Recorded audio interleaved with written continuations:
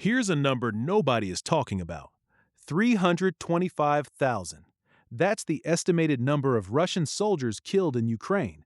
Not wounded, not missing, dead in 3 years. For context, the Soviet Union lost 15,000 soldiers in 10 years in Afghanistan. That war broke the USSR. People wrote books about it, movies, academic papers studying exactly how that kind of loss hollows out a society from the inside. Russia is now losing the Afghan war's entire death toll every 6 weeks, and yet the official story, from Moscow, from some Western analysts, and honestly from a lot of lazy headlines, is that Russia is fine, that the economy held up, that Putin is winning, that the West underestimated him. Today, we're going to look at the actual data, and the data tells a very different story, not a story of sudden explosion. Not a Hollywood collapse where everything falls apart in a single dramatic moment. Something slower, something more insidious, something that, historically, is actually harder to reverse. I'm talking about structural collapse, and Russia is in the middle of one right now. Let's get into it. Welcome back to Context Missing, the show for the context everyone else skipped. I'm your host, and today we are going deep on Russia. This is going to be a long one. Get comfortable, because this story deserves more than a 3-minute explainer. We're covering three fronts: the economy, the demographics, and the military. Each one is, on its own, a serious crisis. Together, they form something that no amount of propaganda can paper over forever. Let's start with money. When Russia invaded Ukraine in February 2022, most Western economists predicted a swift and devastating economic collapse. The ruble would crater, reserves would drain, the economy would implode within months. That didn't happen. And in the years since, Russia has weaponized that fact. The Kremlin's message, endlessly repeated, is, "See, sanctions don't work, we're growing, you failed." And the numbers on the surface backed them up. In 2023 and 2024, Russia reported GDP growth of over 4%. Unemployment was at record lows. Defense factories were humming. So was the West wrong? Was Putin right? Here's the context everyone missed. That growth was not organic. It was a fiscal injection, the economic equivalent of putting a patient on pure adrenaline and calling them healthy. Russia more than doubled military spending. Defense and security now account for 40% of the federal budget, a Cold War-era ratio not seen since the final years of the Soviet Union. The Carnegie Endowment described it bluntly: Russia was operating like a marathoner on fiscal steroids. And steroids wear off. By 2025, growth had crashed to roughly 1%. The World Bank projects 0.8% for 2026. The IMF says 1.1%, and that's the optimistic scenario. Russia's own central bank governor said it out loud in June 2025. Russian economic resources, labor, and production capital are exhausted. Think about what that means. The head of Russia's own central bank is saying, "We have nothing left in the tank." Now let's talk about oil, because oil is Russia's oxygen. Historically, oil and gas revenues funded roughly half of Russia's state income. That pipeline, pun intended, has been hemorrhaging. In the first 9 months of 2025, Rosneft, Russia's largest oil company, reported a 70% drop in profits. 70%! Sanctions from the U.S. against Rosneft and Lukoil kicked in November 2025, adding more pressure. The discount Russia has to accept on its Urals crude relative to global benchmark Brent crude, it hit $29 per barrel in February 2026. Russia's 2026 budget was built on an assumed discount of $11. They were off by nearly 3 times. Swedish military intelligence analysts put it starkly: Russia may need Urals crude above $100 a barrel for a sustained period to actually close its budget gap. The price in early 2026? Around $60 to $70. The math doesn't work. And here's where it gets sinister. Russia stopped publishing full economic data in 2022. German intelligence reportedly estimated Russia's 2025 deficit was more than $30 billion higher than officially reported. When a government starts hiding its own economic statistics, that's not a sign of confidence. That's a sign of fear. So what does Russia do when the money runs out? It raises taxes on its own people. The VAT rate jumped from 20% to 22% in January 2026. Businesses that previously weren't in the VAT system now are. Electronic goods got a new levy. Higher taxes while civilian services are being cut. Higher taxes while real inflation for ordinary households is running at over 20%, even as official figures claim 9%. Who gets hurt worst by this? Putin's own core base: teachers, doctors, police officers, pensioners. Their wages are pegged to the official inflation rate of 9%. Their real purchasing power is being destroyed. A government that is simultaneously funding a war, raising taxes, cutting civilian services, and running a hidden deficit, that's not an economy performing well. That's an economy consuming itself. Now, here's one of the most disturbing economic concepts to emerge from this war, and I want you to really sit with it. Researchers at the Atlantic Council coined a term for what's happening in Russia's poorest regions: deathonomics. Here's how it works. Russia pays soldiers significant sign-on bonuses. If they die, the family receives a large payout. In Russia's economically depressed regions, Siberia, the Far East, the North Caucasus, dying on a battlefield in Ukraine can be more financially rewarding than living to retirement age. Read that again. The system is specifically attractive to men who aren't economically productive due to lack of education, training, or simply a collapsed local economy. For these men, military service is the best economic opportunity available. Death is effectively a pension plan for their families. This is not a feature. This is a catastrophic symptom of how far Russia's regional economies have fallen. When your best economic policy for depressed regions is send young men to die for a cash payout, you have already lost something that no amount of GDP statistics can measure. And while those men are being fed into the war machine, Russia's civilian economy is competing for labor and losing. Defense factories get priority for workers, resources, and credit. Civilian businesses operate with interest rates of 14.5% to 16%, extraordinary levels that strangle investment and growth. Non-defense activity has contracted. Private credit is shrinking. The war is swallowing everything. This is the guns versus butter trade-off that every wartime economy eventually faces, and Russia has been kicking that can down the road for 3 years. The can has now rolled off a cliff. If the economic story is bad, the demographic story is catastrophic, and it's the one that will shape Russia for the next century regardless of how the Ukraine war ends. Let me give you the headline number first. In the first quarter of 2026, roughly 272,000 babies were born in Russia. That's a 6% drop from 2025, and 2025 was already the lowest figure since the early 19th century. Russia is now recording fewer births than at any point since before Napoleon invaded. The fertility rate, the average number of children per woman, hit 1.37 in 2025.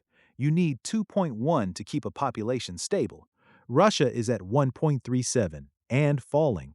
Here's what makes it even more striking.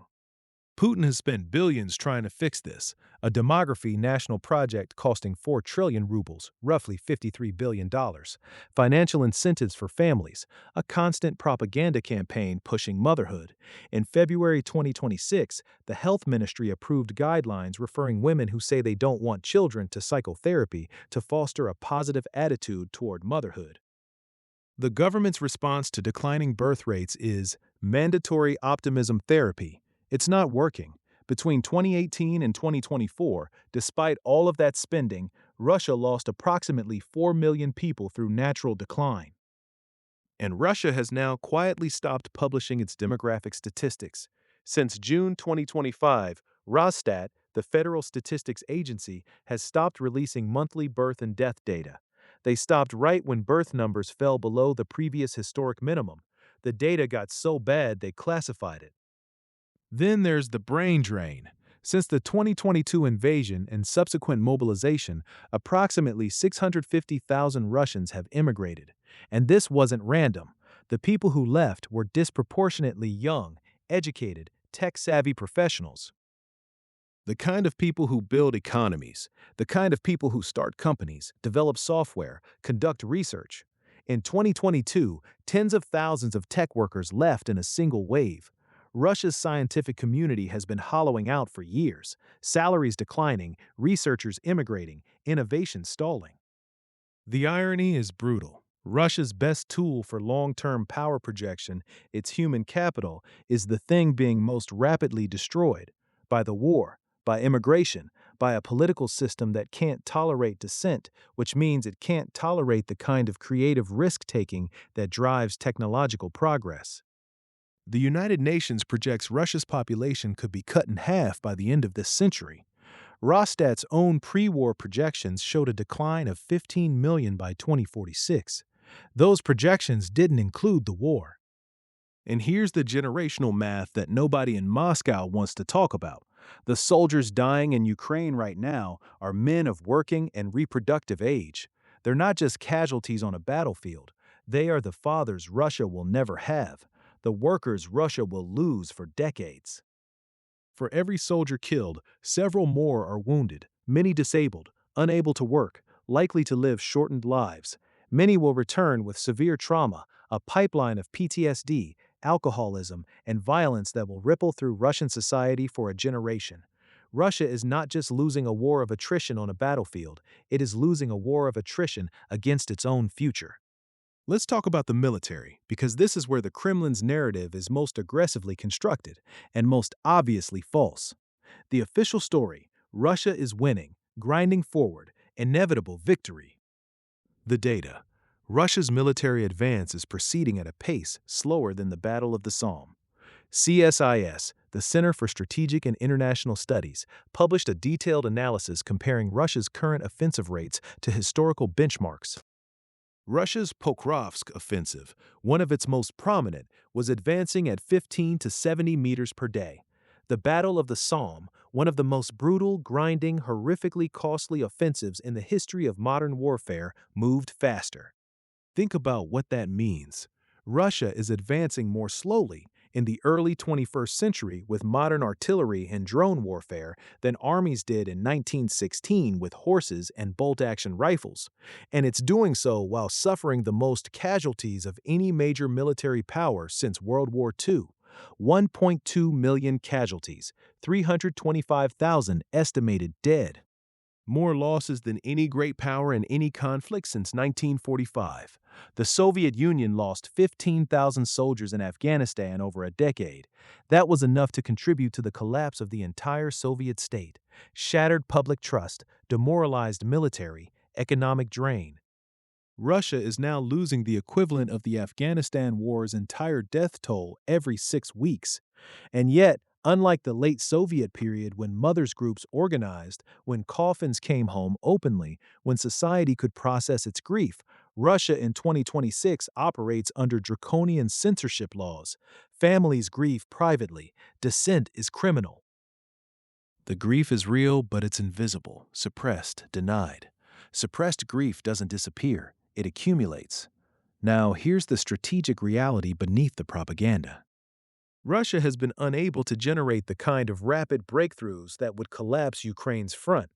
In every major offensive over the past 2 years, Russia has failed to achieve the sweeping territorial gains that would justify the cost. Meanwhile, manufacturing is declining. Russia has no globally competitive technology firms. Its military-industrial complex is dependent on Chinese components, CNC machines, ball bearings, electronics, because Western export controls have strangled access to Western technology. Russia spends roughly half its federal budget on armed forces, military-industrial complex, domestic security, and debt service. Half, for a country whose economy is stagnating. And even if the war ended tomorrow, which it won't, Russia would need to replenish its depleted arsenals. That costs money. Money Russia doesn't have. At interest rates Russia can't afford, with a workforce that's been bled dry. Putin has painted himself into a corner where peace is as economically painful as war, just more politically dangerous. Let's say the quiet part out loud, because analysts are starting to it more openly. The parallels to the Soviet collapse of 1991 are not superficial. They are structural. The USSR collapsed for 3 primary reasons. An oil price shock that destroyed revenues, an unsustainable military overextension that drained the budget, and a demographic and social fabric that couldn't absorb the strain. Russia in 2026 faces all three. Oil revenues fell 34% year on year in late 2025. The 2026 budget deficit could be triple the official projection.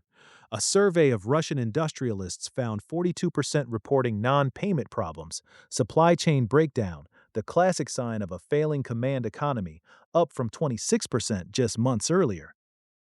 Russia's military losses in Ukraine have now dwarfed the Soviet-Afghan war in every dimension of cost. One analyst put it this way: in the late Soviet period, the shortage economy was characterized by the inability to secure inputs. That breakdown is beginning to appear again in sectors outside defense. The key difference from 1991 is that Russia has learned from that collapse. Putin's system is more repressive, more centralized, better at suppressing dissent. There is no Gorbachev here choosing openness. There's no glasnost. The information is controlled, the statistics are classified, and the opposition is in prison or in exile. This makes the collapse, if it comes, less predictable and potentially more violent. I want to be precise here because this show is about context, not sensationalism. Russia is not about to fall apart next week. It is not on the verge of a sudden Hollywood-style implosion. The Kremlin has tools to delay and manage the crisis. China provides a financial and technological lifeline. The repression apparatus is functioning. Oil revenues, while falling, still exist. But not collapsing tomorrow is a very low bar for a country that was supposed to be a great power. What we are watching is a slow structural unraveling, the kind that takes years, even a decade, but that becomes increasingly irreversible with each passing year.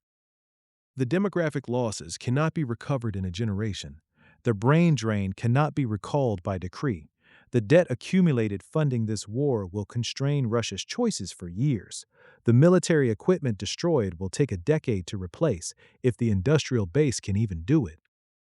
Russia is not dying, but it is declining, and declining in ways that are self-reinforcing and increasingly hard to reverse. So what does this mean for the rest of the world? Why should you care? Here's the uncomfortable truth. A weakening Russia is not necessarily a safer Russia. A Russia under increasing domestic pressure, led by a regime that cannot admit failure, that controls its population through fear rather than prosperity, that Russia is unpredictable. Cornered animals don't negotiate, they lash out. The risk isn't that Russia suddenly collapses and becomes a liberal democracy.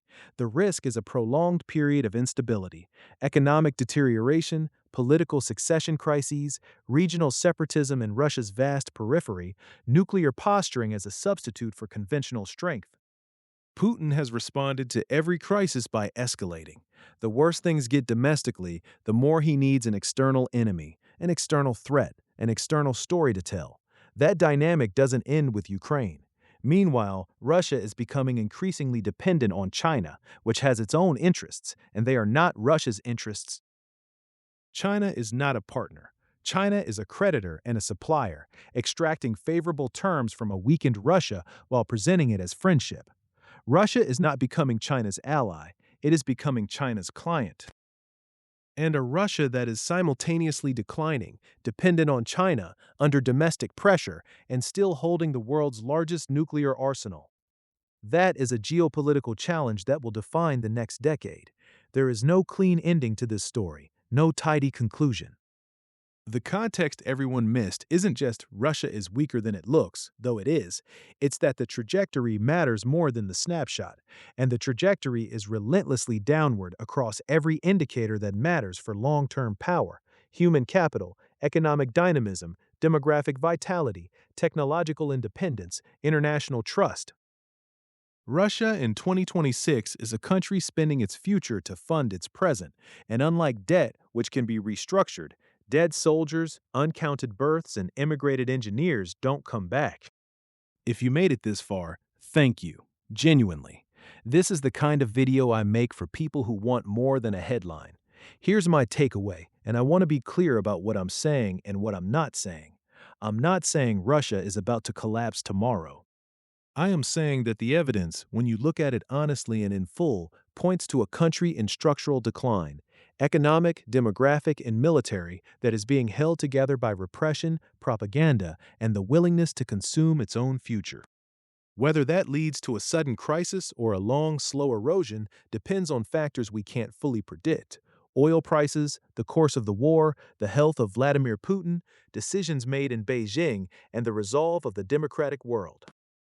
But the context that too many people are missing, is that Russia is not strong. It is performing strength while burning through the foundations of real power. And that matters for Ukraine, for Europe, for all of us. If this video gave you something to think about, share it with someone who's been getting the sanitized version. Hit subscribe if you want more analysis that goes past the headline. I'll see you in the next one.